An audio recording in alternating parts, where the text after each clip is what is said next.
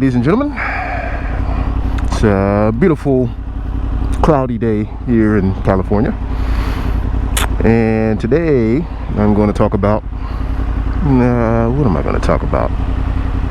That's right, I'm going to talk a little bit about hills. You ride for so long, get so used to something, you forget about the things you used to struggle with when you were a beginner. So someone wanted to know about the proper way to take off from a hill. So I'll talk a little bit, or maybe a lot of it, we'll see, about at least what I do to help me take off from a standstill, from a stop on a hill, an incline. But first, before I get into that, I have missed my last 2 track days, or I should say I missed one, which is a big waste of money, and the second one got canceled due to the weather. But since I missed those 2, I am going a little stir crazy. So I'm gonna go to my own personal little racetrack and have a little bit of fun.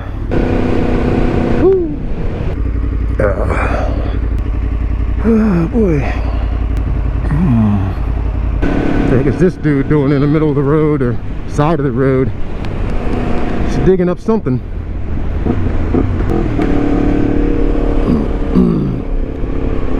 Legs are getting cold.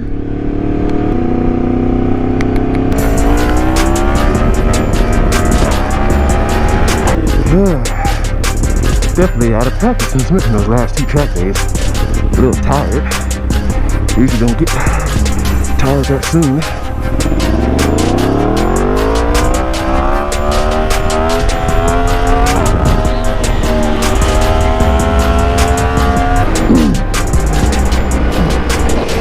That up a little bit.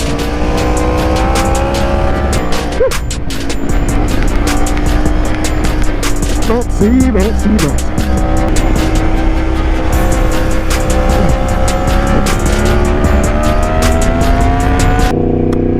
We good.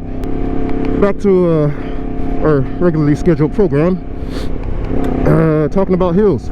What I usually do when taking off from a hill is, gosh, I mean, I'm so used to it now, I just kind of anticipate it without worrying about it, without overthinking it.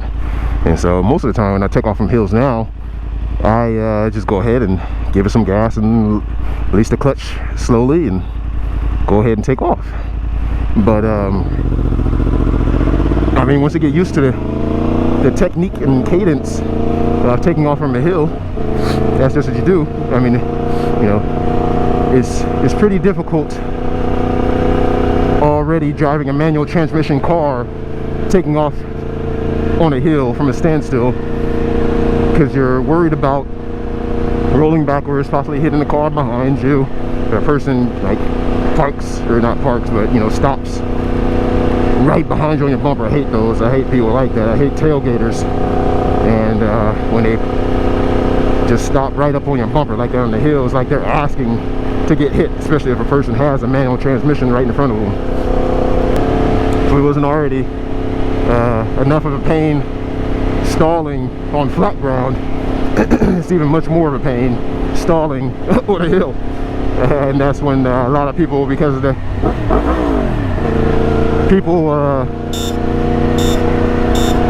my goodness, man, people don't even stop at stop signs or stop lights anymore. It's really annoying. When taking off from a hill, if it isn't already enough of a pain trying to take off from a stand on a flat ground, and the bike dies or stalls, it's even more so of a pain when the vehicle dies when you're trying to take off from a hill, because now you have to worry about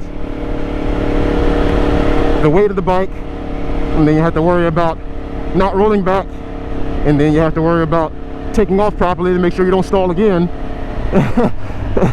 So there's just so many things to worry about on a bike when trying to take off from a hill. And like with most things, if you can simplify something, the better and safer, and it is for yourself. So I'll just go. But the way to make it easy and simple for yourself is to hold the rear brake with your foot. It makes it easy because you don't have to worry about holding the front brake and try and operate the throttle and modulate the clutch out all at the same time, those three things. So if you can narrow it down from 3 things to 2 things with your hands, then all the better. It's not too bad. Probably for most guys it's not too bad. For me it's not bad because of how tall I am. I can hold the bike upright without tipping over or leaning over too far. And then for guys, I guess just because they naturally have a little bit more natural strength than women, even if they do have to tip over, it's easier for them to hold the bike up or recover from the bike tipping over because of their leg strength. For women it can be a little bit difficult just because they're naturally shorter and you know, just not having as much strength as men naturally. So I understand your struggle, woman. I mean, I don't understand, but I get where you're coming from. Totally took the long way around. I don't know why. Just got a little distracted from talking. But I will fast forward to the location now. And we're back. So this is the location where I want to take you guys. This area, at least, is the tallest or steepest hill I can think of. It's not like I'm in San Francisco or anything like that. So I mean, this hill is really, just thinking about it, it's not even all that steep. I mean, I let off the brake and I rolled backwards, but it's nothing too serious. But anyways, technique 1, just go. Tell me when to go. Tell me when to go. Tell me when to go. Tell me when to go. So I mean, I'm holding myself in place with the front brake. Let me put my visor up a little bit. So hold myself up with my front brake, release, and within timing, just go ahead and take off. Like so. If you know your bike, you bring the clutch to what they call the friction point. It's the point where there is no more free play in the clutch and you feel the bike start to pull itself forward without you even giving any gas. You can do that up to a certain point without giving it any gas for a little bit, and then, you know, of course, since you're not giving it any gas, it'll usually die and kill itself. You'll stall. What I do is I throttle and I get the clutch to the friction point and I hold it there at that friction point. You don't want to release the clutch too fast, because if you release the clutch too fast and you're not giving it enough throttle, then you'll stall. And then if you don't release the clutch fast enough and you're sitting there revving the motor like that, then you'll burn out your clutch faster than you know it normally would from normal wear and tear. So the sweet spot, once again, technique 1, is to hold it at the friction point. I'll see if we can do it here. So that's the friction point right there. I'm not holding any brake, the foot brake or the hand, the front brake.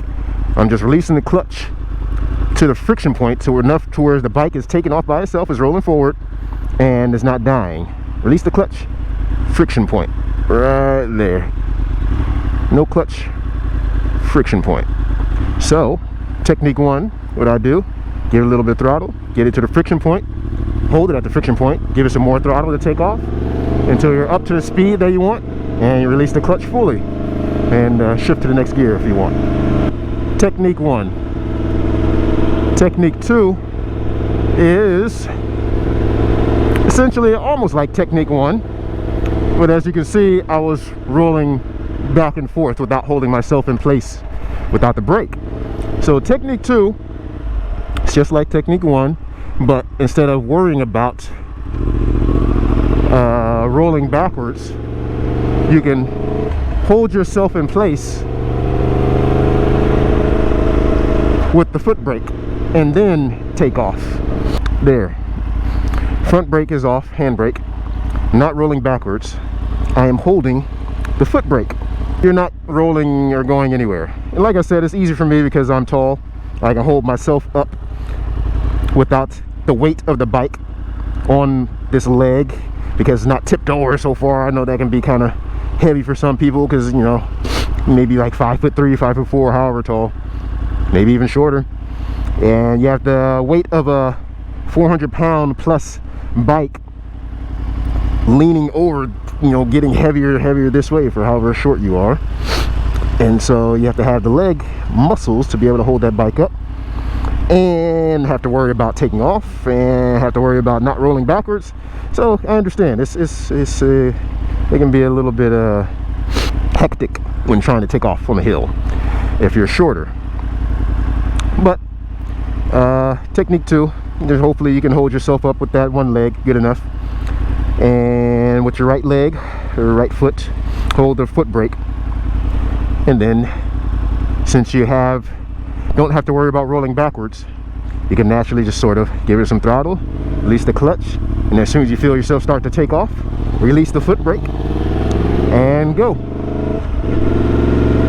That is technique 2. You know, I can do another demonstration for you if you want, and you know, I can do this not on the hill here because I'm in this neighborhood and people are starting to wonder what I'm doing. But I'll just demonstrate on flat ground what I do. Now you can even do this if you're on the flat ground if you want to, if it's comfortable for you, just peace of mind. If you're on the hill, go ahead, come to a stop at the stoplight, put your foot on the foot brake so you don't roll backwards, and then however it is comfortable for you to normally take off on your bike, that is what you should do on the hill. Maybe give it a little bit more throttle because you have gravity, of course, working against you on the hill, so you more than likely have to give it a little bit more throttle to get going on the bike. And just release the clutch, give it some throttle, and go. The way that I'm explaining it probably is you know, it's making it seem super simple and super easy, and it's easier said than done. It's not as easy for a newer rider doing it the first couple of times. You're worrying about the cars behind you, you don't want to stall.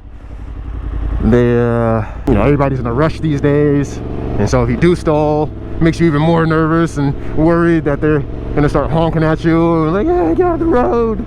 So, but it's okay. It's okay. Just take your time, stay calm, start your bike back up.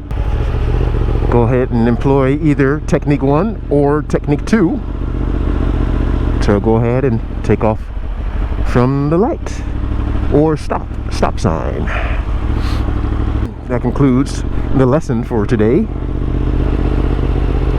And remember, safety. I mean, I don't know if, you know, what other sort of safety concerns there were for my lesson for today, but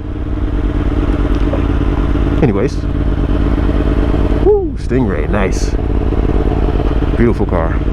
So yeah, that concludes the lesson for today. Peace out.